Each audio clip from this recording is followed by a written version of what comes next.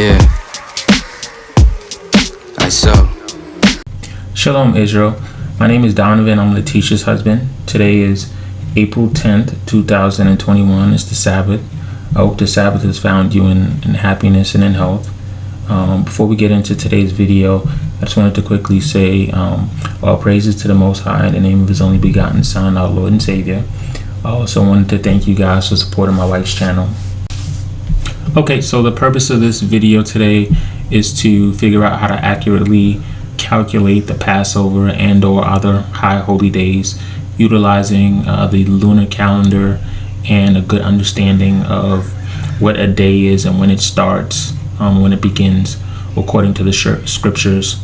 Also, we will be taking into account differences in time zones and how that can affect the calculation of the Passover and or other high holy days. So what do I mean by a good understanding of a day, of what a day is and when it begins? Well, there are those within Israel and quite frankly Christianity at large who believe that a day begins at evening and ends 24 hours later at evening. This, I believe, runs contrary to the scriptures and can cause you to miscalculate the beginning of Sabbath, for example, and or high holy days such as Passover. Leviticus 23:5 commands that we keep the Lord's Passover on the 14th day of the first month at even, and Numbers 28:17 commands that we keep the feast of unleavened bread on the 15th day of the month of Abib, and that we keep or that we shall eat unleavened bread for 7 days. Without the ability to accurately determine the beginning of months and or to count the days in month, it becomes impossible to accurately determine or keep feast days or high holy days at their appointed time. So where does this misunderstanding of the biblical day come from? I believe that it originates from a misreading of Genesis chapter 1 and verse 5. In the second part of verse 5, it reads, "And the evening and the morning were the first day." So the understanding here is that the subject is the day or the first day, and that it is made up of an evening and a morning. Evening here being interpreted as night and morning interpreted as day. So a day or the first day consists of a period of time starting at the going down of the sun and ending 24 hours later with the going down of the sun. So with this understanding, day becomes a combination of day and night, and it literally starts with a period of darkness or night and ends with another period of darkness or night. There are several problems with this understanding, but here I will just briefly cover two. First, this understanding of the evening and the morning were the first day requires that you combine night and day as one. However, in Genesis 1 verses 4 through 5, we clearly see that the Most High saw fit to divide light from dark, to divide day from night. So to then combine the two and refer to them collectively as day, furthermore inserting that the day begins at night and ends at night, definitely strikes me as not logical and contrary to His will and to the scriptures. A second issue with interpreting the evening and the morning were the first day this way is that you have to interpret the evening as night. We all know that the evening simply is a period of time of decreasing light resulting in nightfall or night. The evening is not night. Additionally, we all know that the morning is a period of an increasing light resulting in daybreak or the day. The morning is not the day. Let's look at a couple Bible verses that discredit this understanding. First, let's look at John 11:9. All right, and here we see the Christ, and he asks, "Are there not 12 hours in a day?" So we see Christ substantiating in the form of a question what we all know to be true, that there are 12, not 24 hours in a day. Secondly, we can look at Matthew chapter 28 and verse 1.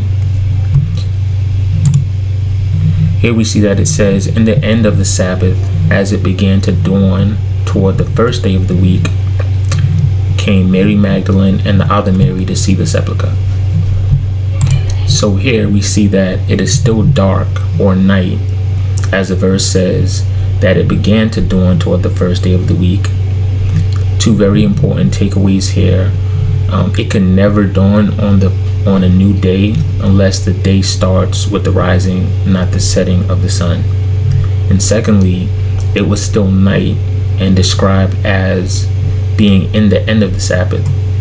This further confirms that the Sabbath day does not begin at night but ends at night.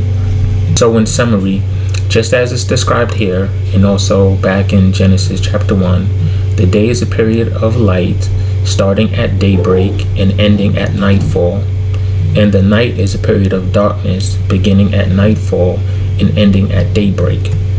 The evening and the morning is simply how the Most High divided the light from the dark, the day from the night.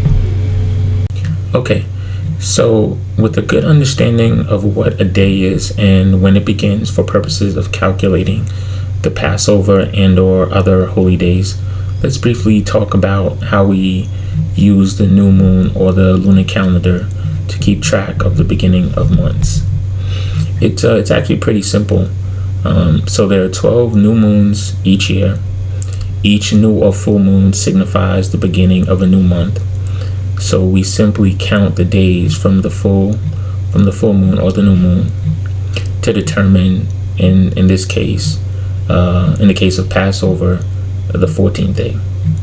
However, there is a wrinkle, and let's talk about that. So let's go to Daniel chapter 7 and verse 25. And it reads, "And he shall speak great words against the Most High, and shall wear out the saints of the Most High, and think to change times and laws." So for our purposes, the important part is the changing of times. And he who changed the times for our purposes is going to be the Romans. And how did they change times? With the Roman calendar. So just in case you weren't aware, it was the Romans who in 70 AD sacked Jerusalem and put Israel under its subjugation. And one of the ramifications of that was that the widespread adoption of the Roman calendar. So we see here, if we do a quick Google search, you can see that our lives run on Roman time. Birthdays, weddings, anniversaries, and public holidays are regulated by Pope Gregory VIII's Gregorian calendar, which is itself a modification of Julius Caesar's calendar introduced in 45 BC. The names of our months and are therefore derived from the Roman gods, leaders, festivals, and as we're going to see in a second, very important numbers.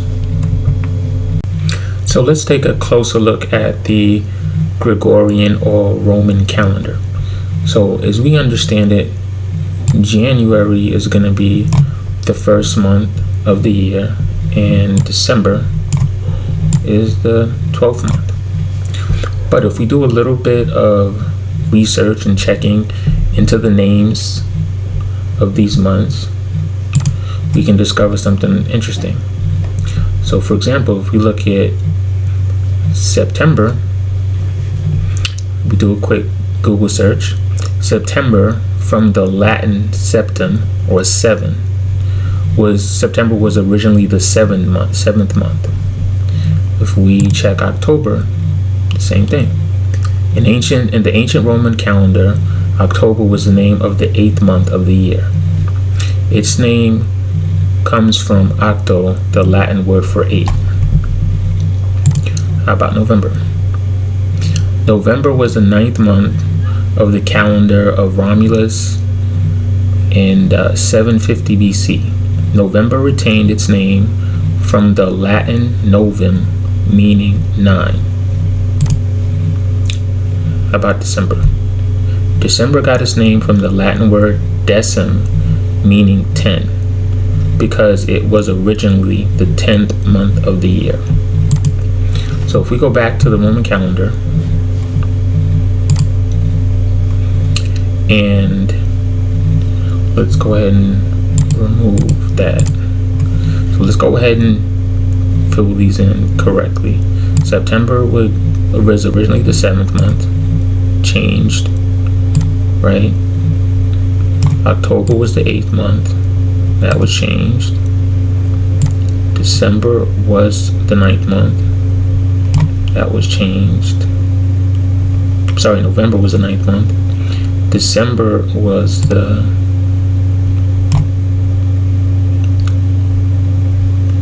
10th month, and that was changed, of course, to being the 12th month. All right, so if we follow this, September being the 7th, October being the 8th, November being the 9th, December being the 10th, January would then be the 11th, and February would be the 12th. So that would mean the first month of the year would be somewhere in March and April. And so this is how we figure out that the new year or Abib is somewhere in March. So then what we would simply do is we would look to find the new moon or the full moon that's in March. So let's look. And this is timeanddate.com. There are probably other websites where you can do this.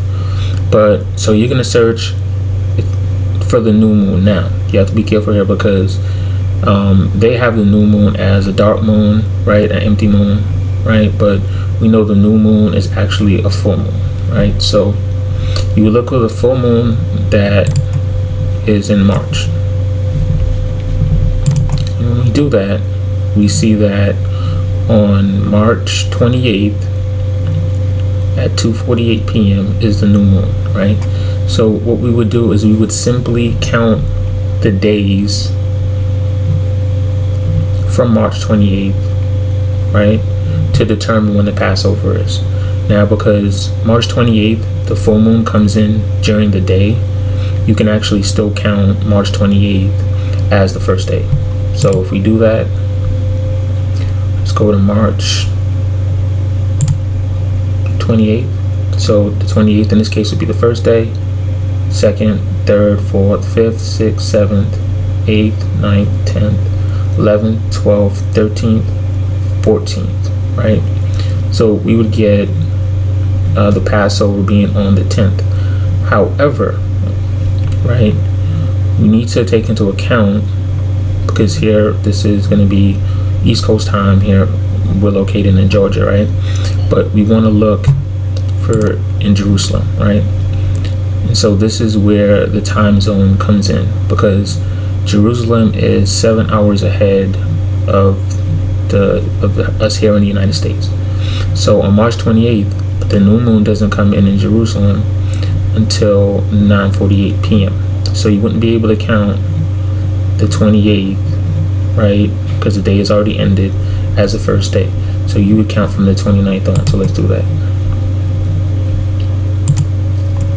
So 1, 2, 3, 4, 5, 6, 7, 8, 9, 10, 11, 12, 13, 14. And that's how you come to the Passover being on April 11th, 2021. Okay. And that was where my wife made a mistake, because sometimes it doesn't matter, depending on how early in the year, how early in the day the new moon comes in. That 7 hour difference in time zone sometimes doesn't even make a difference. So you'll still fall on the same day with the calculation. But this year it did, because of how late in the day the full moon came in, right? So that was the error that my wife made, and hopefully this clarified things as far as accurately calculating the Passover and or other high holy days. And with that, I would like to say shalom. I hope this was edifying, and take care. It's conscious. Whoa, doing 90 on the jet skis. Yeah, we living. Tell these haters come and get me. Come and get me. Little mama, you look sexy. And she bad. I wanna she gon' let me. See, I ain't you don't test me. Don't test me. Ice Heart Wayne Gretzky. Ice.